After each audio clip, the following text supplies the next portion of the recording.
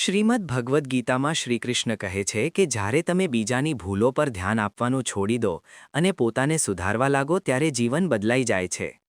શ્રીકૃષ્ણ કહે છે કે જે વ્યક્તિ પોતાના પર વિજય મેળવી લે તેને કોઈ પર જીતવાની જરૂર નથી. તમે બીજાને નહીં પણ પોતાના વિચારોને બદલો, કારણ કે દુનિયા તેવી જ દેખાય છે જેવો તમારો મન છે. સમય સૌથી મોટો ગુરુ છે.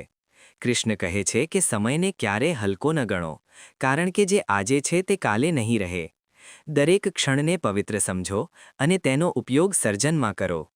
જે વ્યક્તિ સમય સાથે ચાલે છે તે ક્યારેય પાછળ નથી રહેતો. વર્તમાન જ ઈશ્વરનું સૌથી સુંદર ભેટ છે. તેને આદર આપો. કૃષ્ણ કહે છે કે બીજાની મતથી પોતાના નિર્ણયો ન બદલો, કારણ કે દરેક આત્માનો માર્ગ અલગ છે. જે તમારો માર્ગ છે તે જ તમારો ધર્મ છે. જો તમે બીજાના અનુસાર જીવવા લાગો તો તમે પોતાના હેતુને ખોવી દેશો. જે પોતાના માર્ગ પર એકલા ચાલવાનું સાહસ રાખે છે તે જ દુનિયાને દિશા આપે છે. ક્યારે એમ ન વિચારો કે તમારી પ્રાર્થના અણસુણી રહી ગઈ. કૃષ્ણ કહે છે કે દરેક પ્રાર્થના સાંભળવામાં આવે છે, બસ તેનો જવાબ સમય અને સ્વરૂપમાં અલગ હોય છે. ઈશ્વર વિલંબ કરી શકે છે પરંતુ નકાર નથી કરતા. જે પ્રતીક્ષામાં ધીરજ રાખે છે તે જ કૃપાનો પાત્ર બને છે. વિશ્વાસ એ પુલ છે જે માનવ અને ઈશ્વરને જોડે છે. શ્રી કૃષ્ણ કહે છે કે જ્યારે તમે પોતાના જીવનને પ્રેમ, કર્મ અને વિશ્વાસથી ભરી દો ત્યારે તમે તે જ બની જાઓ છો જેના માટે તમે જન્મ્યા હતા. દરેક દિવસ તમારી પાસે પોતાને નવો બનાવવાનો અવસર છે. તમે કોઈનું અનુકરણ ન કરો, કારણ કે તમે પોતે એક અનોખું સર્જન છો. પોતાની અંદરના ઈશ્વરને ઓળખો અને તે જ તમારા જીવનનો સાચો ગીતા માર્ગ બનેગા. જ્યારે જીવનમાં અંધકાર છવાઈ જાય અને કોઈ રસ્તો દેખાતો ન હોય ત્યારે શ્રીકૃષ્ણનો ઉપદેશ છે, ડરો નહીં, કારણ કે અંધકાર હંમેશા તે જગ્યાએ સૌથી ઘનો હોય છે જ્યાં પ્રકાશ જન્મ લેવાનો હોય છે. દરેક મુશ્કેલી તમને તોડવા નહીં પણ તરાશવા આવે છે. જ્યારે તમે પડો છો ત્યારે ધરતી તમને પકડતી નથી પણ ઉઠવું શીખવે છે. તેથી પોતાના સંઘર્ષોથી ડરો નહીં. તે જ તમારી અંદરની નીંવને મજબૂત બનાવે છે. વિશ્વાસ રાખો કે દરેક દુઃખની અંદર કોઈ છુપાયેલો આશીર્વાદ છે. બસ તમારે તેને જોવા માટે પોતાની દૃષ્ટિ બદલવી પડશે. જ્યારે મન અસ્થિર હોય અને પરિસ્થિતિઓ નિયંત્રણથી બહાર લાગે ત્યારે શ્રીકૃષ્ણ કહે છે કે શાંતિ કોઈ બાહ્ય વસ્તુમાં નથી, તે તમારી અંદર છે. તમે જેટલું બહાર ઉકેલ શોધો છો તેટલું અંદરથી ખાલી થતા જાઓ છો. જ્યારે તમે પોતાના વિચારોના અવાજથી ઉપર ઉઠી જાઓ છો ત્યારે આત્માની અવાજ સંભળાય છે. મૌન રહેવું નબળાઈ નથી, તે જગ્યા છે જ્યાં ઈશ્વર પોતે તમારી સાથે વાત કરે છે. તેથી દરરોજ કેટલાક ક્ષણો પોતાની અંદર જાઓ.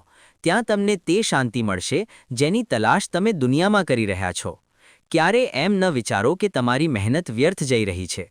કૃષ્ણ કહે છે કે કોઈ પણ કર્મ વિના ફળનું નથી હોતું, બસ ફળનો સમય અલગ હોય છે. બીજને વૃક્ષ બનવામાં સમય લાગે છે અને એ જ સમય તમારી નિષ્ઠાની કસોટી છે. જો તમે સતત પ્રયત્ન કરતા રહો તો ઈશ્વર પોતે સમયને તમારી તરફેણમાં વાળી દે છે. તેથી પરિણામની ચિંતા છોડો, પોતાના કર્મમાં આનંદ શોધો. જ્યારે કર્મ પૂજા બની જાય ત્યારે સફળતા પોતે તમારા ચરણો ચૂમવા આવે છે. જ્યારે લોકો તમારો મજાક ઉડાવે, તમને ઓછા આંકે કે તમારા સપનાઓ પર હસે, ત્યારે યાદ રાખો કે લોકો હંમેશા તે વસ્તુ પર હસે છે જેને તેઓ સમજી શકતા નથી. કૃષ્ણ કહે છે કે સાચો સાધક તે છે જે ટોળાથી અલગ થઈને પણ પોતાના માર્ગ પર સ્થિર રહે છે.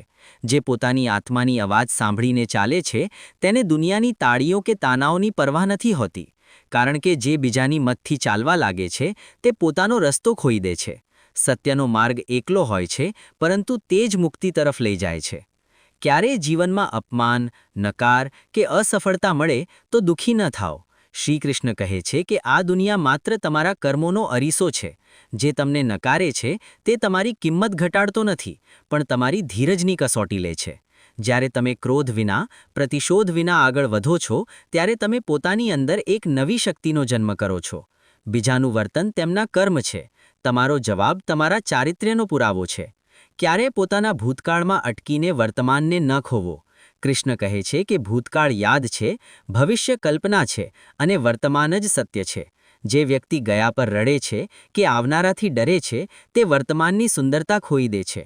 જે આજનો આદર કરે છે તે જ કાલનો માલિક બને છે. તેથી દરેક ક્ષણને પૂર્ણતાથી જીવો, કારણ કે એ જ ક્ષણ જીવનની સૌથી પવિત્ર પ્રાર્થના છે. ક્યારે કોઈના છેતરપિંડાથી તૂટશો નહીં. કૃષ્ણ કહે છે કે બીજાની નિષ્ઠા પર તમારું નહીં, તેમનું કર્મ નિર્ભર છે. તમારી સચ્ચાઈ, તમારી નીતિ ક્યારેય વ્યર્થ નથી જતી. જો કોઈ તમને છેતરે પણ તો સમજો કે તમને અનુભવ મળ્યો છે, અને અનુભવ સૌથી મોટી સંપત્તિ છે. તેથી પોતાના હૃદયની સારી ભાવનાને બચાવી રાખો. દુષ્ટતાનો જવાબ દુષ્ટતાથી નહીં, પણ વધુ કરુણાથી આપો, કારણ કે એ જ સાચો પ્રતિશોધ છે. જ્યારે તમને લાગે કે બધું ખોવાઈ ગયું છે, ત્યારે હસો. કૃષ્ણ કહે છે કે જ્યારે ઈશ્વર કંઈક છીનવે છે તો તમને ખાલી નથી કરતા, પણ કંઈક વધુ મહાન માટે જગ્યા બનાવે છે. જીવનમાં જે પણ તૂટે છે તે જરૂરી હતું, જેથી તમે કંઈક નવું બનાવવાની જગ્યા બનાવી શકો. તેથી દરેક અંતને શરૂઆતની દ્રષ્ટિથી જુઓ. જીવનનું સંગીત ત્યારે જ મધુર બને છે જ્યારે જૂના સૂર મિટાય છે અને નવા જન્મ લે છે. શ્રીમદ્ ભાગવદ્ ગીતામાં શ્રીકૃષ્ણ કહે છે કે ક્રોધ એ આગ છે જે પહેલાં તમને બાળે છે અને પછી બીજાને. કૃષ્ણ કહે છે કે જે વ્યક્તિ ક્રોધને જીતી લે છે તે પોતે દેવત્વને સ્પર્શી લે છે. ક્ષમા નબળાઈ નથી, પણ આત્માની સૌથી મોટી શક્તિ છે. જ્યારે તમે ક્ષમા કરો છો ત્યારે તમે ભૂતકાળની સાંકળો કાપો છો. જે વ્યક્તિ બીજાને માફ કરે છે તે પોતાના મનને મુક્ત કરે છે, અને મુક્તિ જ તો જીવનનું લક્ષ્ય છે. ક્યારેય બીજાની નકલ ન કરો. શ્રીકૃષ્ણ કહે છે કે દરેક આત્માનો માર્ગ અલગ છે. જો તમે કોઈ બીજાના રસ્તે ચાલશો તો પોતાના સાચા સ્વરૂપથી ભટકી જશો. જે તમારો સ્વભાવ છે તે જ તમારો ધર્મ છે. કોઈના જેવા બનવાની કોશિશ ન કરો, કારણ કે તમે પોતે એક અનોખું સર્જન છો.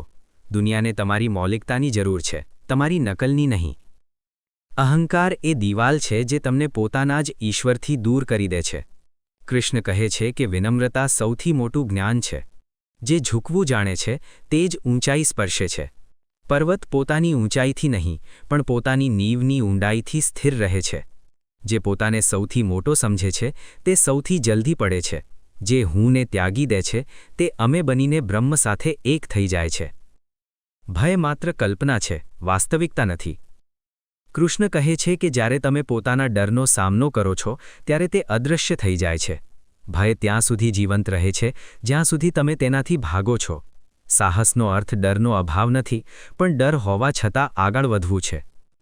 દર વખતે જ્યારે તમે પોતાના ભયથી ઉપર ઉઠો છો ત્યારે તમારો આત્મબળ વધે છે અને તમે નવા સ્તરની ચેતનામાં પ્રવેશ કરો છો. ક્યારેય એમ ન વિચારો કે ઈશ્વર તમને ભૂલી ગયા છે. કૃષ્ણ કહે છે કે ઈશ્વર ક્યારેય વિલંબ કરે છે, પરંતુ નકાર નથી કરતા. જ્યારે તમે પ્રતીક્ષામાં ધીરજ રાખો છો ત્યારે તમે કૃપાના યોગ્ય બનો છો. દરેક વિલંબ તમારી અંદર ધીરજ, શ્રદ્ધા અને વિશ્વાસના બીજ વાવે છે. વિશ્વાસ એ પુલ છે જે માનવને ઈશ્વર સાથે જોડે છે. જે તે પુલને પકડી રાખે છે તે ક્યારેય પડતો નથી. ક્યારેય કોઈ પ્રત્યે દ્વેષ ન રાખો. શ્રીકૃષ્ણ કહે છે કે દ્વેષ આત્માનો વિષ છે. જે બીજાથી નફરત કરે છે તે પોતાની અંદરના પ્રેમને મારી નાખે છે. પ્રેમ જ જીવનની સાચી ઊર્જા છે. જો તમે બધામાં ઈશ્વરને જોવું શીખી જાઓ તો કોઈ તમારો શત્રુ નહીં રહે. જ્યારે તમારું હૃદય કરુણાથી ભરાઈ જશે ત્યારે તમારી અંદરનો કૃષ્ણ પ્રગટ થશે. ક્યારેય સફળતા પર ઘમંડ ન કરો અને અસફળતા પર નિરાશ ન થાઓ. કૃષ્ણ કહે છે કે જીવનનું રમત જીત કે હારથી નહીં, અનુભવથી માપવામાં આવે છે. જે વ્યક્તિ દરેક પરિસ્થિતિને ગુરુ માને છે તે સાચો જ્ઞાની છે. સફળતા માત્ર બાહ્ય વિજય નથી, પણ અંદરની સ્થિરતા પણ છે. જ્યારે તમે બધી પરિસ્થિતિઓમાં સમાન રહો છો ત્યારે તમે સાચા યોગી કહેવાઓ છો. ક્યારેય કોઈની ટીકાથી પરેશાન ન થાઓ. શ્રીકૃષ્ણ કહે છે કે લોકો તમને તેટલી હદ સુધી સમજી શકે છે જેટલી તેમની દ્રષ્ટિ હોય છે. જ્યારે તમે ઊંચા ઉડો છો ત્યારે નીચેવાળાને તમે નાના લાગો છો. તેથી ટીકાને સંકેત સમજો કે તમે સાચા માર્ગ પર છો. જ્યાં સુધી લોકો તમારી ચર્ચા ન કરે ત્યાં સુધી સમજો કે તમે કંઈક મોટું નથી કર્યું. ક્યારેય પોતાની હારને અંત ન સમજો. કૃષ્ણ કહે છે કે હાર માત્ર દિશા બદલવાનો સંકેત છે, મંઝિલ છોડવાનો નહીં. જ્યારે તમે પડો છો ત્યારે તમે શીખો છો કે આગલી વખતે ક્યાં ઠોકર ન ખાવી. દરેક પડવામાં એક નવી ઉડાનનો સંકેત છુપાયેલો હોય છે. તેથી પડીને ઉઠવું બંધ ન કરો. તે જ વ્યક્તિ જીવનની ઊંચાઈઓ સ્પર્શે છે જે વારંવાર ઉઠવું જાણે છે. ક્યારેય બીજા પાસેથી પ્રેમની ભીખ ન માગો.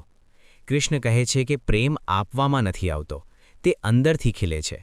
જ્યારે તમે પોતાના અસ્તિત્વથી પ્રેમ કરવા લાગો છો ત્યારે આખું બ્રહ્માંડ તમને અપનાવવા લાગે છે.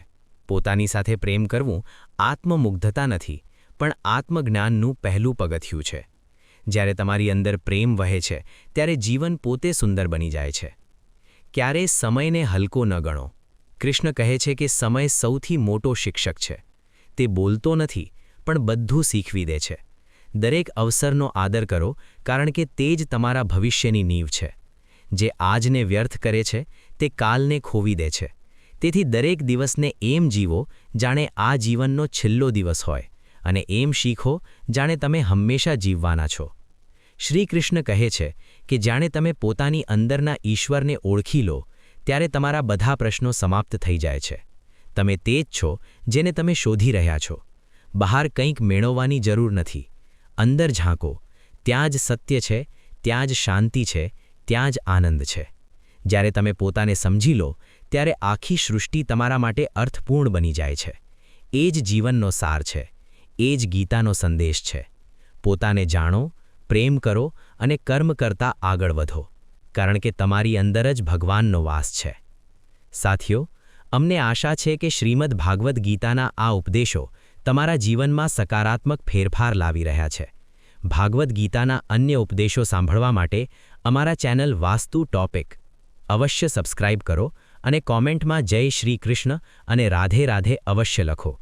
તમારો દિવસ શુભ રહે.